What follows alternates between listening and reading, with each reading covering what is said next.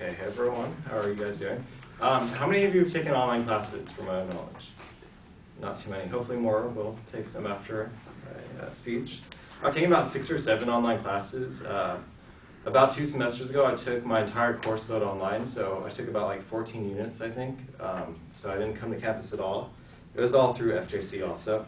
And I feel like I learned more that semester than I have any other semester here, like before or since.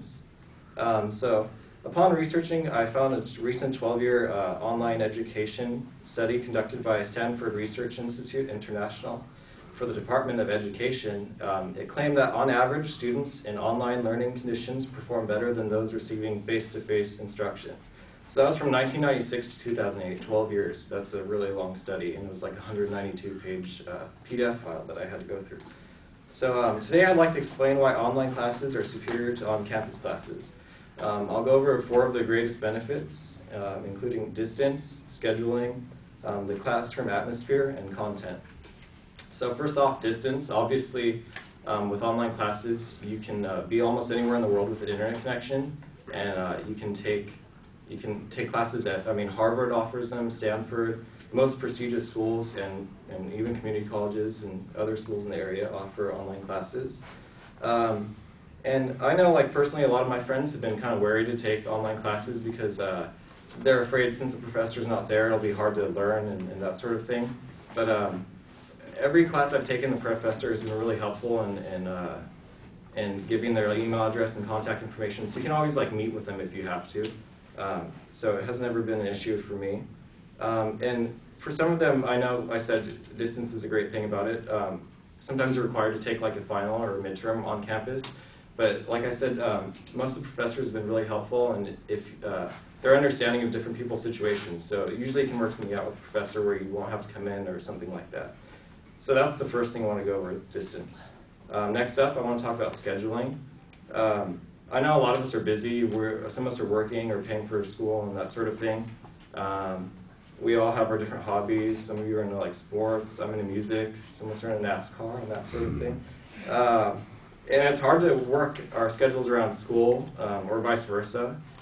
For a lot of us, school probably comes first, and it's difficult, especially with the recent budget cuts. I've had trouble getting all the hours that I wanted to get this semester. So I've had to make some sacrifices in other areas. But I think that online classes offer maximum flexibility for your schedule. For those of you that don't know, usually there's a monthly or a weekly deadline for when your homework and things like that are due. And so you can do your work on your time when you can do it. And it's not like it's less work or anything like that. You still have to do the same amount of work. So I believe that online classes are definitely have the upper hand compared to on-campus classes as far as scheduling goes. Third up, I'd like to talk about the classroom atmosphere. So one of my biggest pet peeves is being in a class where you're trying to really pay attention to the professor, if you're not doing well or you just want to pay attention, and you're someone behind you or beside you is talking about their own personal, how wasted they got the weekend before, or their boyfriend or girlfriend problems, and you're trying as hard as you can to pay attention to the professor, but your mind just wanders and you can't help but pay attention to what they're saying. With online classes, you never have that problem because you can always go anywhere that has an internet connection.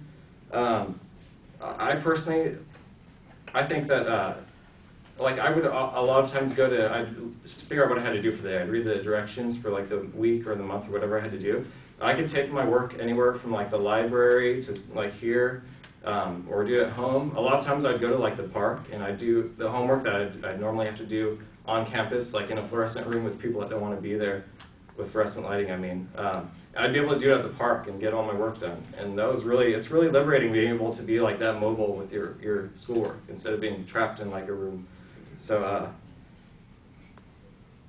another pet peeve I have, I know I sound like I'm kind of crazy, I have OCD about it being silent, but I can't stand when I'm taking a test and somebody's eating corn nuts or something crunchy. I don't know if you guys have had that, or chips or something, or they're crinkling papers. My mind just wanders. And so with online stuff, I'm always able to find somewhere quiet where I can go to do my work. So, and that's all I want to talk about with the classroom atmosphere aspect of it. And so fourth up and last, I want to talk about content.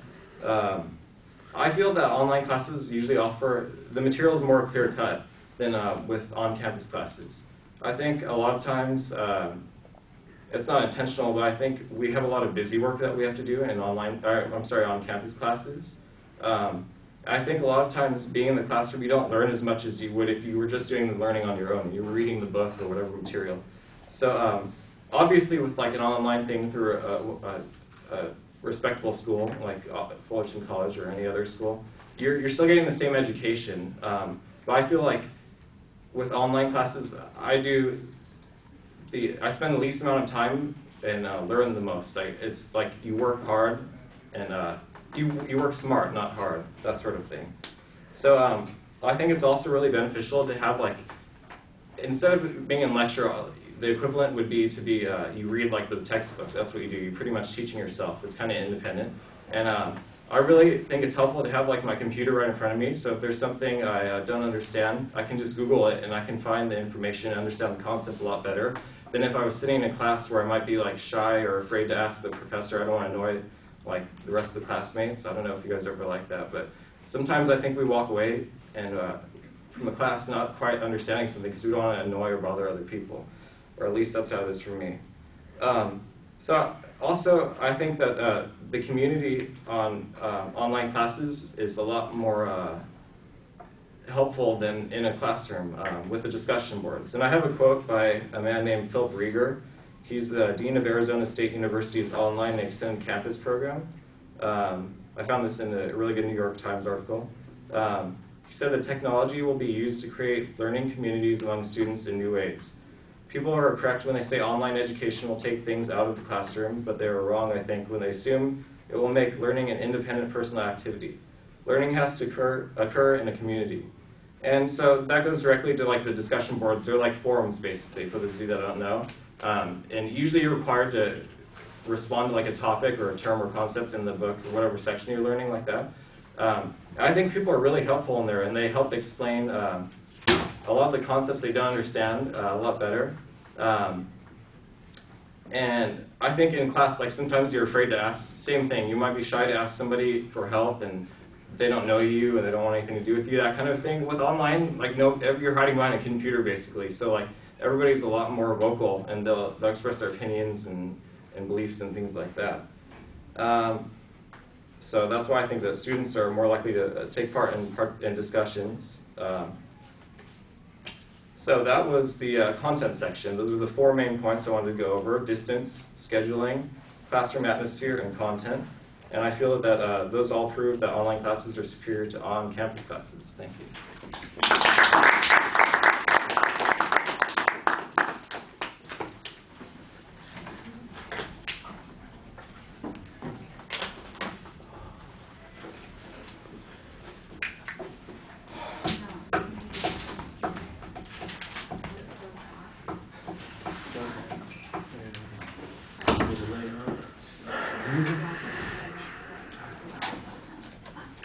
So Taylor, what did you think? I thought he had like good information and interesting topics. He kept pretty good eye contact, but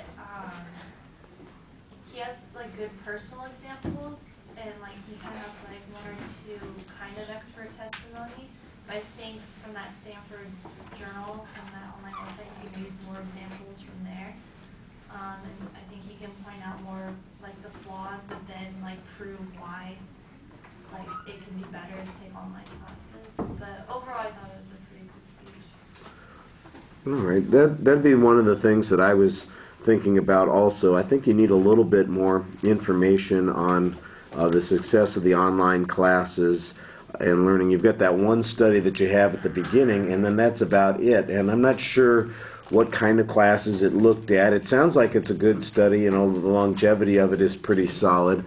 But it's always going to be student dependent. Some students are going to be more successful than others because they are independent and driven in those kinds of circumstances. And of course, it also depends on the class. The first thing that I'm always thinking about is, well, think about it from a personal perspective. I have a hard time imagining teaching an interpersonal communication class online. It just seems to me weird. Now, I know that there are places that do that stuff.